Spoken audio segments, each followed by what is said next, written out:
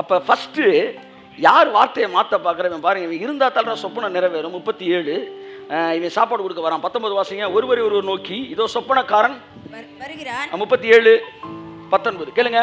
ஒருவரை ஒருவர் நோக்கி இருங்க 18 வாசிங்க. அவர்கள் அவனை தூரத்தில் வர கண்டு, யார? யோசேப்பை தூரத்தில் வர கண்டு, அவன் தங்களுக்கு சமீபமாய் வரும் முன்னே, சமீபமாய் வருவதற்கு முன்பாகவே அவனை கொலை செய்யும்படி சதி யோசனை பண்ணி, சதி யோசனை, underline the word, first punch. அவன் சகோதரர்கள்லாம் சேர்ந்து சதி பண்றான். எல்லாம் சொல்லுங்க, சதி. எல்லாம் சொல்லுங்க, சதி ஆலோசனை. தேவனுடைய வார்த்தையை நிறைவேற விடாம தடுக்கவே முடியாது. கையை தட்டுங்க.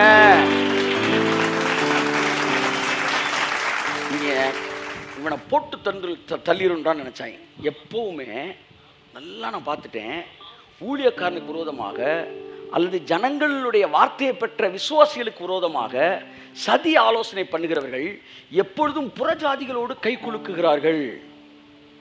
தம்பி கூடயோ அண்ணன் கூட, அவன் பெரிய கஞ்சா குடிக்க ஏதோ ஒரு இருப்பான், ஆனால் அது வரைக்கும் அவனே பார்க்காதவங்க இவங்க என்ன செய்வாங்க, கடவுளுடைய பிள்ளைகளுக்கு விரோதமாக வேலை செய்யறதுக்கு அந்த புறஜாதி கூட கை கொடுக்குவாங்க. இப்படித்தான் யூதர்கள் ரோமர்கள் கூட கை கொடுக்குனாங்க.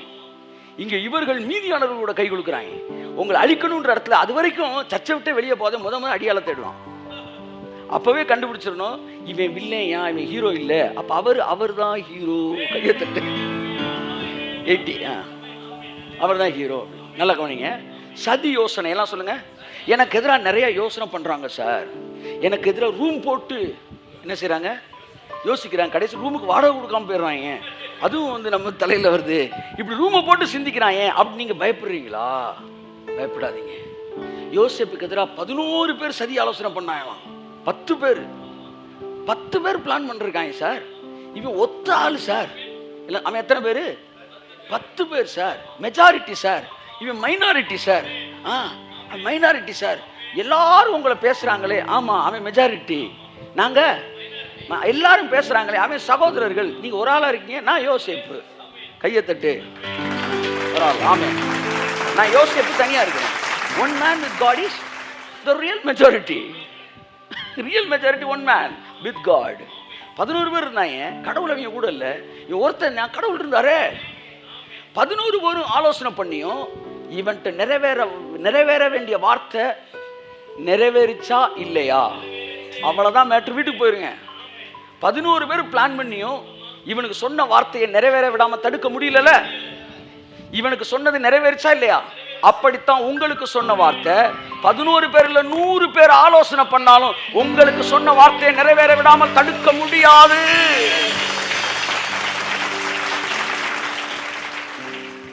எனக்கு சொன்னதை யாரும் தடுக்க முடியாது. கிட்டக்க வரான். அவன் சொல்றான், அந்த வரான்பா சதி ஆலோசனை பண்ணிட்டாங்க. டயலாக் தான் ரொம்ப முக்கியம். வாசிங்க. ஏன்னா கர்த்தர் வந்து நம்ம பேசலாம் கவனிச்சு கேட்கிறான். வாசிங்க. ஒருவரை ஒருவர் நோக்கி இதோ சொப்பனக்காரன் வருகிறான்.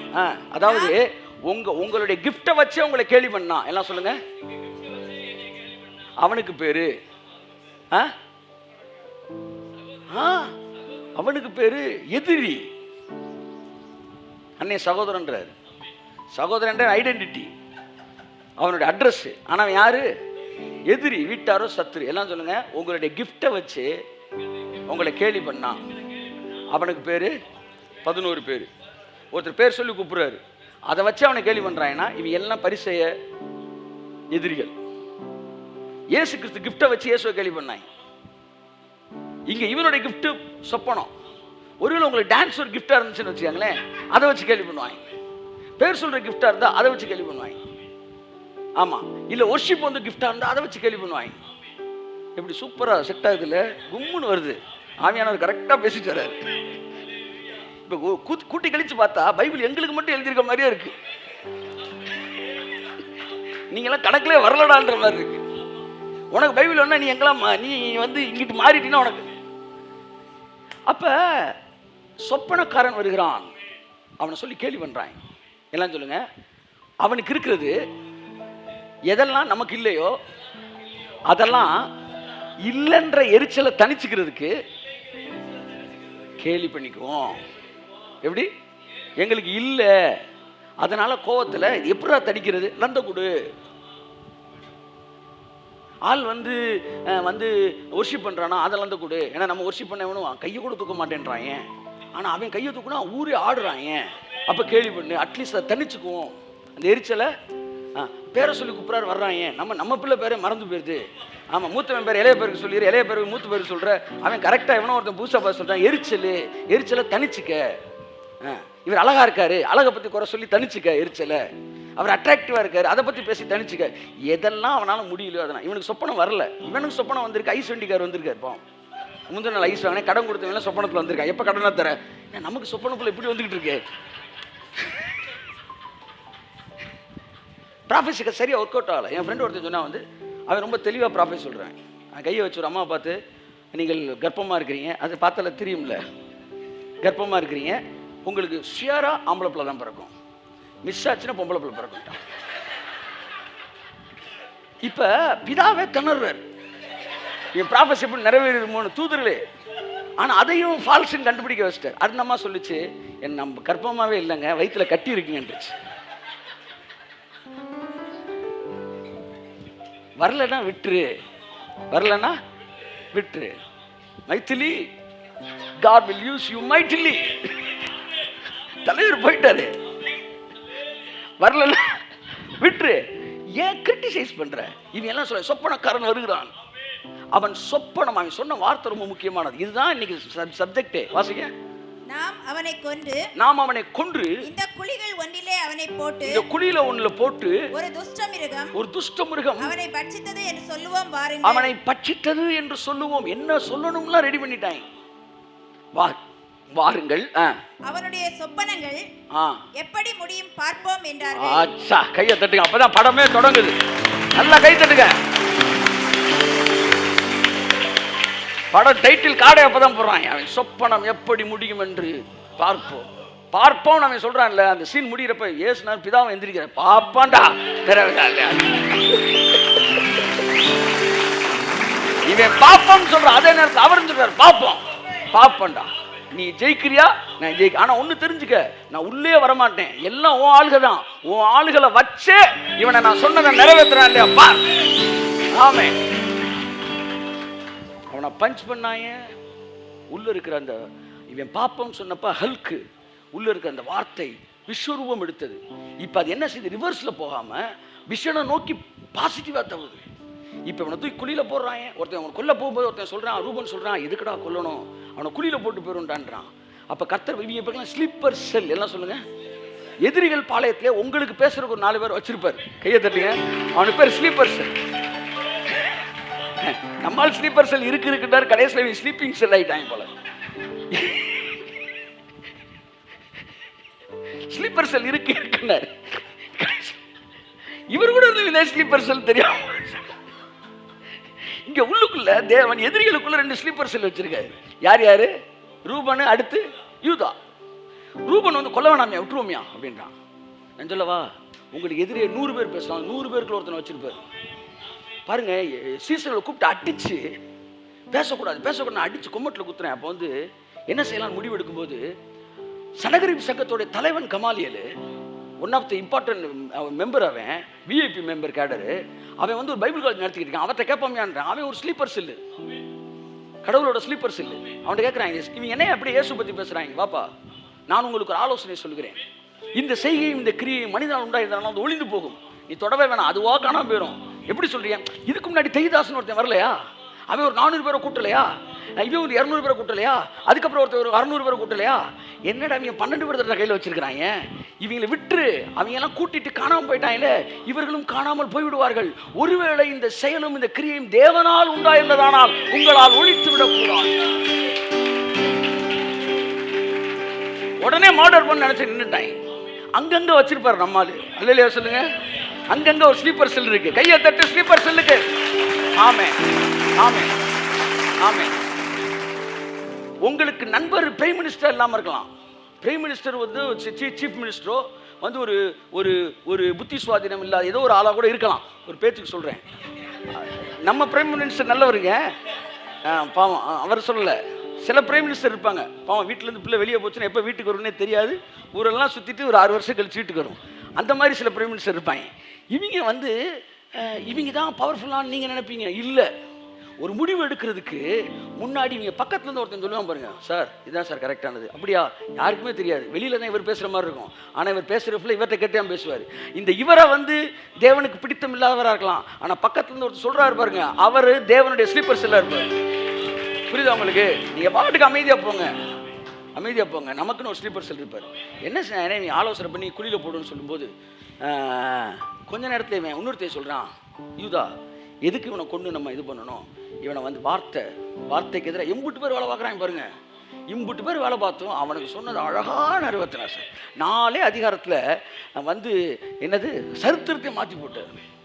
உடனே ஒருத்தன் சொல்கிறான், வெட்டியாவது கடை குழியில் போட்டு போகணும். அடுத்து இவனை மீதியாடுகள் வருவாங்கல்ல, அவன்கிட்ட விற்றுருவோம் அப்படின்றான். 2வது ஸ்டெப்பு, இவ எல்லாம் சேர்ந்து இவனுடைய உடன் ஊழியர்கள் எல்லாம் சொல்லுங்கள், சகோதரர்கள்.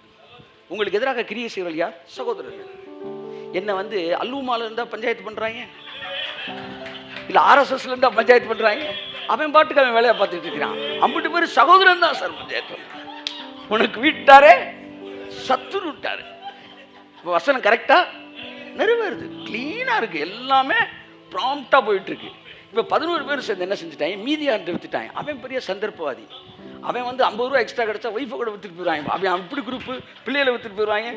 ஒரு செம்பு குடிக்கிற தண்ணியில் தண்ணியை காசு கொடுத்தா காசை வாங்கிட்டு தண்ணியை கொடுத்துருவாங்க. இவனை விலைக்கு வாங்கினவன் கூட 20 வெள்ளி காசு அவன்கிட்ட கொடுத்தாங்க. கொஞ்சம் பேரிச்சம்பளம் வாங்கிட்டு போயிட்டாங்க. அவன் கூட 20 வெள்ளி காசுக்கு இவன் வந்து அடுத்து அரேபியர்கிட்ட விற்க இஸ்மவேலர்கிட்ட விற்கிறாங்க. இஸ்மவேலர் வந்துட்ட வாங்கி எங்கே ஜம்ப் பண்ணுறா பாருங்க, ஹல்க்கு இங்கே தவ்வி மீதியானத்தை போய் மீதியான தவ்வி இஸ்மவேலர்கிட்ட போய் இஸ்மவேலர் போய் எங்கே விற்கிறாங்க, எகிப்து என்று விற்கிறாங்க. இவன் டிஸ்டர்ப் பண்ண இப்போ அவன் சிங்காசனத்துக்கு நெருங்கிட்டான். கையை தட்டுக்கு வந்தவருக்கு இவன் சிங்காசனம் எங்கே இருக்கு? எகிப்தில் இருக்கு. இவன் அப்பா கூட இருந்திருந்தான்னா எகிப்துக்கு போயிருக்க மாட்டான். இங்கே பஞ்ச் பண்ண அவன் அப்படியே தவ்வுறான். தவி நேராக இப்போ எங்கே வந்துட்டான், எகிப்துக்கு வந்துட்டான். நீ அடுத்த ஜம்ப் எங்கே தான், நேராக சிங்காசனம் தான். ஆனால் எவனாச்சும் ஒருத்த பஞ்ச் பண்ணணும், கையை தட்டு. அந்த பஞ்சிங் வெயிட் பண்ணுறாரு. ஹல்க்கு பஞ்ச் பண்ணுற வரைக்கும் அப்படியே அமைதியாக இருப்பார். பஞ்சிங் கொடுத்தா வெயிட் பண்ண அந்த வேர்டு அதை டிஸ்டர்ப் பண்ண அது அப்படியே தவ்வி விஷனை நோக்கி தவி. அதை அடிக்கலைன்னா அது நடந்து போகும். எல்லாம் சொல்லுங்க, டெஸ்டினேஷன் நோக்கி நடந்து போகும். அது அடிச்சா தவ்வி பறந்து போகும். டிக்கெட்டே எடுக்காம எங்க போயிட்டான், எகிப்து அரண்மனைக்கு எகிப்துக்கு போயிட்டான். அடிமை சந்தையில் நிப்பாட்டுறாங்க. இங்கே வந்து உடம்பு நல்லா இருந்தால் விலைக்கு வாங்கிக்குவாங்க, உடம்பு சரியில்லைன்னா இவனால் நமக்கு சாப்பாடு வேஸ்ட் ஆகுதுன்னு சொல்லி கொண்டு வாங்கலாம். அதனால தான் யாராச்சும் விலைக்கு வாங்க மாட்டேன்னு இருப்பாங்க. எங்கள் அப்பா வீட்டில் சாப்பிட்டப்பவே கர்த்தர் வந்து என்னை கரெக்டாக போத்திபார்ன்றவே தளபதி, கமாண்டர், மெய்காப்பாளன். ஹிஸ்ட்ரி சொல்லுது, அவன் பார்வனுக்கு பின்னாடி அப்படி நிற்பானா, அப்படி எஸ்கார்டு தான் வந்து பிளாக் கேட் அப்படி நிற்பான். பிளாக் கேட்ஸ் இங்கெல்லாம் அதுலேயும் வந்து சீஃப் கமாண்டர் வேன். ஆனால் கொஞ்சம் லைட் அப்படி நடப்பாப்புல. ஆனால் மற்றபடி உருவினார்னா விரட்டிடுவார். அந்த காலத்தில் அப்படி இருந்திருக்கிறாங்க, ராஜாக்கள் இருந்திருக்கிறாங்க, கமாண்டர்ஸ் இருந்திருக்கிறாங்க. கொஞ்சம் லகலகலாக அப்படி நடப்பாங்க. ஆனால் உருவுனாங்கன்னா அவங்க இன்னொரு உருவத்தை பார்க்க முடியாது. அது அந்த மாதிரி ஆட்கள்லாம் நீங்கள் ஜாக்கிரதையாக இருக்கணும். பழகிற வரைக்கும் நல்லா இருக்கும். பிரச்சனையை கூட்டினீங்கன்னு வச்சுக்கோங்களேன், சின்னவனமாயிர மாதிரி. ஏன்னா ஒரு முட்டி வெடுத்து அவன் ஃபிக்ஸ் பண்ணிட்டாங்கன்னா, நீங்கள் வேலை கால் வைக்கும்போது ஆண்களை வைங்க நல்லா வேலை வைப்பாங்க, பெண்களை வச்சிங்கன்னா அதை விட நல்லா வேலை வைப்பாங்க. ஏன்னா அவங்க ஃபோக்கஸிங் பாயிண்ட் ஆகிடும். அதை விட வந்து திருநங்கைகளை வச்சிங்கன்னா இன்னும் சூப்பராக வேலை வைப்பாங்க. ஏன்னா ஒரு விஷயத்தை ஃபிக்ஸ் பண்ணிட்டாங்கன்னா செஞ்சு முடிக்கிற வரைக்கும் திரும்பி பார்க்க மாட்டாங்க. அவ்வளோ சீக்கிரத்தை அவன் டிவியேட் பண்ணவே முடியாது. They are blessed. அவங்களுக்குள்ள அந்த ஒரு விஷயத்தில் ஆசீர்வாதம். இப்போ என்னன்னா, இந்த இவர் யார், போத்திபார் வந்து பார்க்குறாரு, ஆள் நல்லா இருக்கானேன்னு வாங்கிட்டாரு. வீட்டுக்கு வந்திருக்காரு. மிஸ்ஸஸ் போத்திபார் என்ன செஞ்சுட்டாங்க, இவங்க வந்து பாவம் செய்கிற இழுக்கும்போது, இப்போ நான் ஒரே கேள்வி கேட்குறேன், இவன் நோன்னு சொல்லிட்டான். நோன்னு சொன்னாலும் எங்கே போனான், ஜெயிலுக்கு போனான். ஜெயிலில் இருந்தால் சிம்மாசனத்துக்கு போனான். ஒருவேளை எஸ் சொல்லியிருந்தா என்னங்க இருக்கும்,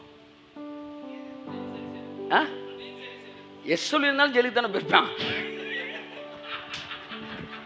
என்னங்க சொல்றீங்க, ஒரு நாள் மாட்டியிருப்பான், ஜெயிலுக்கு போயிருப்பான். இங்கே பாருங்க, ரொம்ப முக்கியமானது.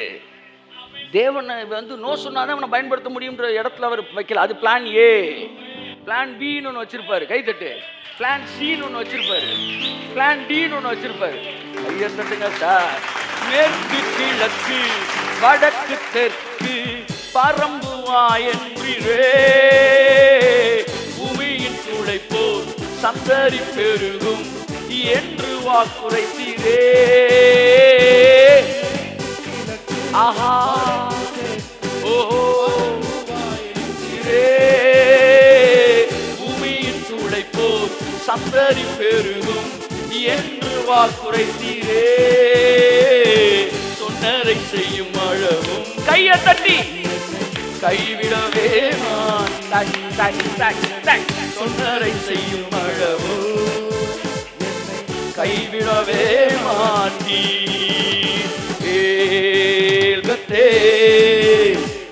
வானத்தின் வாசல் ஏசையா,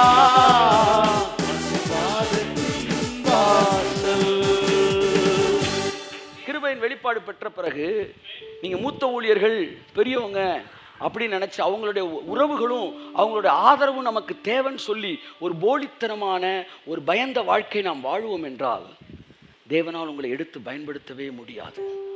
எங்க அப்பா கடிந்து கொண்டான்ற காண்டி சொப்பனத்தையும் வெறுத்திருந்தான்னு வச்சுக்காங்களேன், அவன் மேலே வந்திருக்க முடியாது.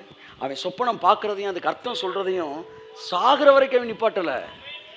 ஜெயிலில் போய் ஒருத்தர் சொப்பனம் பார்த்தேன்னு சொன்னப்ப, தம்பி எங்கள் அப்பா சொல்லியிருக்காரு வந்து சொப்பனம்லாம் கேட்கக்கூடாது அப்படின்னு கார்த்திக் ஸ்டைல் அப்படியான்றீங்களா காட்சி பேசியிருந்தா வந்து என்ன ஆயிருந்திருக்கும்? அவன் அப்பா பேச்சை கேட்டிருக்கான். அப்பா வந்து சித்தப்பாவாகுது. தேவன் சொன்னார்னா அவர் சொன்னதுக்கு அப்புறம் தான் லீடர்ஸ், அதுக்கப்புறம் தான் மற்ற எல்லாம் என்கிற இடத்திற்கு ஒரு முடிவெடுத்தான் யோசேப்பு. நல்ல பாடல்கள் எழுதுகிறீர்கள், நல்ல வந்து வெளிப்பாடுகள் கொடுக்கிறீர்கள், நல்லது. ஆனால் எல்லாவற்றுக்கும் மேலாக தேவனுக்காக, ஆமா சீனியர்ஸ் ஒருவேளை அதை கூடாதுன்னு சொன்னாலும் அதை தாண்டி நிற்பதற்குரிய தைரியம் உங்களுக்கு இருக்கும் என்றால் கையை தட்டு, அங்கே தேவனை பயன்படுத்தும். இல்லாவிட்டால் இந்த உலகத்தில் முகவரி இல்லாமல் ஏதோ ஒரு மூலையில் உங்கள் வாழ்க்கை முடிந்து போகும் என்று நான் சொல்லுகிறேன். முடிந்து போகும் என்று நான் சொல்லுகிறேன். பிரேவ் ஹார்ட், ஆமென் சொல்லுவோம். அவர்கள் பேசுகிற தைரியத்தை கண்டு இவன் இயேசுவோடு கூட இருந்தான் நாயலாம். என்ன சொல்லுங்க, எப்படி பார்த்தாயலாம்? தலை நிறைய என்ன வச்சிருக்காரு தம்பி, மீசை எடுத்துட்டார் தம்பி, வெள்ளச்சிப்பா போட்டிருக்காரு, அப்ப அவர் கூட தான் இருக்கணும் அப்படி சொல்லல. நான் யார் தில்லா பேசுறான், அப்பவே கட்டாயம் அவங்க ஒரு ஆள் தான். ஏன்னா அவங்க ஃபுல்லா இந்த லெவல்லாம் பேசுவாங்க. தைரியம் இருக்கணும் சார், தைரியம் இருக்கணும் சார். தைரியம் விதைக்காத வரைக்கும் விதை அல்ல. விதைக்காத கடுகுகள் எல்லாம் தாடிப்பதற்கு தான் பயன்படுகிறது. அப்படித்தான் செயல்படாத விசுவாசம் எல்லாம் ஏதோ ஒரு முக்கில் உட்கார பயன்படுது. ஆவியான இந்த பேக்கேஜை தனியாக பேச சொன்னார், யாருக்கோ பேசிட்டு போயிடுறேன் நான். ஸோ சீனியர்கிட்ட தப்பிச்சிங்க வந்து போத்திவார் வீட்டுக்கு வந்துட்டான். போத்திவார் அம்மா அப்படி இது பண்ணோடனே இவன் வந்து ஐயோ தரிசனம் நிறைவேறாமல் போயிடும், அதனால நான் பாவம் செய்ய மாட்டேன்னு அவன் சொல்லலை. அவனுடைய தரிசனம் நிறைவேறிக்கிட்டு இருக்கிறது வேற ட்ராக்கு. இவன் பாவம் செய்ய மாட்டேன்னு சொன்னதுக்கு காரணம் வேற ட்ராக்கு. இவன் என்ன சொன்னா, சாமி என்ன கண்ணை குத்திரும் அப்படிலாம் சொல்லலை.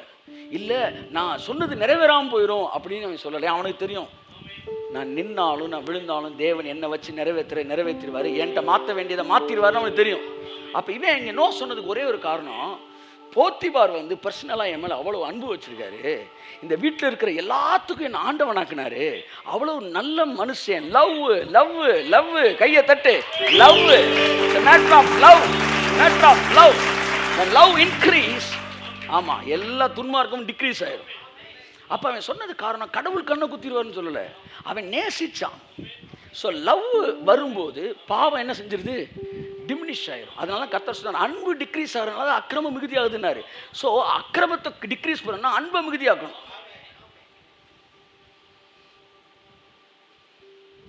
ஓகே, அதனால இவ்வளவு நல்லவருக்கு விரோதமாக தேவனுக்கு விரோதமாக இது எல்லாம் வச்சிருக்கிறனால இந்த அன்புக்குரியவருக்கு விரோதமாய் செய்வது தேவனுக்கு விரோதமாய் செய்வதுன்னு சொல்லிட்டு அந்த இடத்துல நோ சொல்கிறான். சொன்ன உடனே இந்த அம்மா என்ன செஞ்சிருச்சு கம்ப்ளைண்ட் கொடுத்துருச்சு. கொடுக்குறதுக்கு முன்னாடி எவிடன்ஸ் எடுத்துச்சு. அதுதான் மேட்டர். எல்லாம் சொல்லுங்க எவிடன்ஸ், சொல்லுங்க எவிடன்ஸ். யோசேப்புக்கு விரோதமாக 2 இடத்துல எவிடன்ஸ் கொடுத்தாங்க. Very strong evidence. ஒன்று, அவன் போட்டு அங்கேயே கலட்டி அதில் ரத்தத்தை போட்டு இதுதான் உங்கள் பையன், என்னது யோசேப்பு செத்துட்டான், ஃபர்ஸ்ட் எவிடன்ஸ். எல்லாம் சொல்லுங்கள், நீங்கள் செத்து போயிட்டீங்க. எல்லாம் சொல்லுங்கள், சத்தமாக சொல்லுங்கள், பின்மாறிட்டீங்க, இனிமேல் அவர் எந்திரிக்கவே மாட்டார், அவர் பாவத்தில் விழுந்துட்டாரு அப்படின்னு எவிடன்ஸை கிரியேட் பண்ணி ஊர் ஃபுல்லாக பேசியிருக்கலாம். ஆமாம், 3ஆவது நாள் கல்றை உடைச்சி வெளியே வருது. என்ன சார் ரீஎன்ட்ரி? ஆமாம், ரீஎன்ட்ரி வரல. அப்படி அப்போ எத்தனையோ பேர் உங்களுக்கு எதிராக அவ்வளோதான், அவன் ஊழியம் அவ்வளோதான், அவன் வேலை அவ்வளோதான், அவன் அவ்வளோதான் சொல்லுவான். அந்த எவிடன்ஸே போய் கொடுத்தாலும் 2வது எவிடன்ஸ் எங்கே வருது? போத்திபார் அந்த சட்டையை அப்படியே மடித்து வச்சுருந்துருக்கான். வந்தவுடனே என்னங்கன்னு சொல்லணும். நல்லா கூர்ந்து கவனிங்க. இந்த என்ன இப்படி பண்ணிவிட்டான் அப்படின்றவங்கலாம் இவங்க தான் ஏதாச்சும் பண்ணியிருப்பாங்க சார். நீங்கள் ஒரு 200 300 400 பேர் இருக்கீங்களே, இந்த 400 பேர் மைண்டில் வச்சுக்கோங்க. முடிஞ்சளவு ஒரு 40,000 பேர் சொல்லுங்கள், இப்படி பண்ணிவிட்டான் அப்படின்றவங்க எல்லாம் அவன் தான் அப்ரோச்சே பண்ணியிருப்பாங்க. அப்போ இப்படி ஒரு எவிடன்ஸை கிரியேட் பண்ணி, ஏன்னா பைபிள் ஒரு நல்லொழுக்கமுள்ள ஸ்திரீ மானத்தை காப்பாள். நடு ரோட்டில் வந்து ஏய் ஏய் அப்படின்னாலே இது நம்ம பஜார் பக்கம் இருக்கிற பஜார் அப்படின்ற ஒரு குரூப்பாக இருக்குது. அதெல்லாம் இவங்க கிடையாது, இவங்க வந்து அவங்க கிடையாது. அப்போ இந்த இடத்துல வந்து என்ன செய்கிறா, உடனே ஹஸ்பண்ட் வந்து நான் சத்தம் போட்டு கூப்பிட்டு அந்த எபிரேய மனுஷன் அந்த அந்த டெர்மினாலஜிலாம் ரொம்ப பயங்கரமாக இருக்கும். அதாவது சம்மந்தமே இல்லாமல் அந்த கிறிஸ்தவ பைபிள் அந்த அப்படி தான் பேசுவாங்க. அப்படி மேட்ரை சூட்டணுன்னா நான் யோசித்தேன், இந்த போத்திபார் வந்து தவக்குன்னு வாழை உருவி பாட்டிசின் கடையில் தலையை வெட்டியிருக்கலாமே, ஏன் இந்த போத்திபார் வெட்டலை? ஏன்னா ஒய்ஃபு பஞ்சாயத்து அப்படின்னு நான் படித்து ஹிஸ்ட்ரியில் போய் படித்தா, அந்த நாட்களில் எகிப்தில் லாலாம் சாதாரணமாக கிடையாதான், சரியான லா.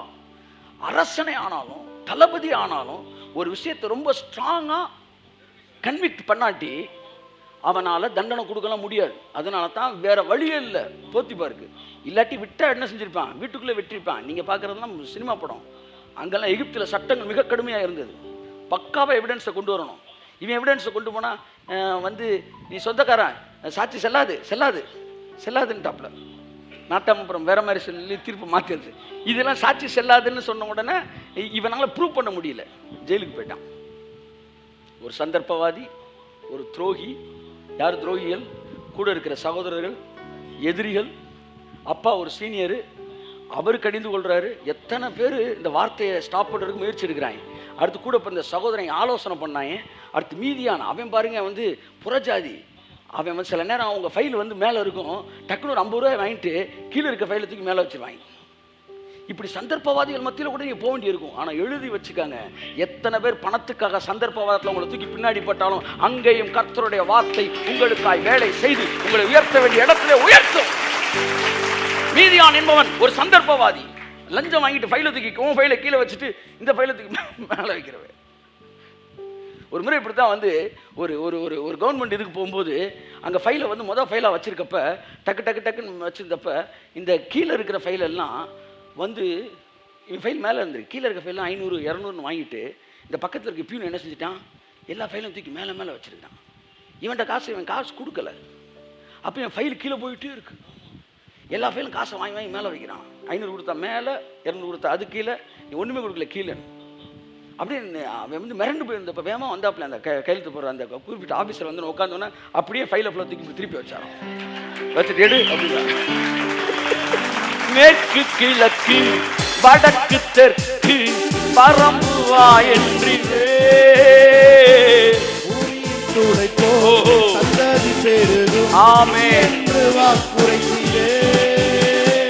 எதையெல்லாம் பார்த்து பயப்படக்கூடாது. ஆமா, பயப்படக்கூடாது. Turn the table. ஆமே, ஹல்லேலூயா. ஆமாம், ஏற்கனவே நம்ம பார்த்துருக்குறோம். எங்கே எஸ்தர் புக்கில் என்ன செய்கிறாங்க, இவன் பக்கம் ஃபுல்லாக என்ன செய்கிறாங்க, பாத்திரத்தை வைக்கிறாங்க. அவன் பக்கமும் எதிரிகள் அங்கிட்டு உட்காந்துருக்கிறாங்க, பாத்திரத்தை வைக்கிறாங்க. நடுவில் வந்து பரிமாறம் என்ன செய்கிறான், எதிரிகளுக்கெல்லாம் என்ன செய்கிறான், திராட்சை ரசத்தை ஊட்டுறான். இவனுக்கு என்ன செய்கிறான், விஷத்தை ஊற்றுறாங்க. ஆனால் தேவன் இவன் கையை பிடிச்சி இழுக்கலை, இவனை பிடிச்சி தடுக்கலை. நாங்கள் உட்காந்துருக்குறோம், என்ன ஆண்டவரே ஒன்றும் பண்ணாமல் இருக்கிறீங்க, எல்லாம் ஊற்றிட்டு okay cheers let start the party அப்படின்னா ஒரே ஒரு நிமிஷம் அப்படின்னு டேபிளை மட்டும் திருப்பி லெட் ஸ்டார்ட் த பார்ட்டி. இப்படி தான் சரியா காரியம் மாறுதலாய் முடிந்தது. The tables were turned. ஆமென். உங்களுடைய மேஜைகள் திருப்பப்பட்டது.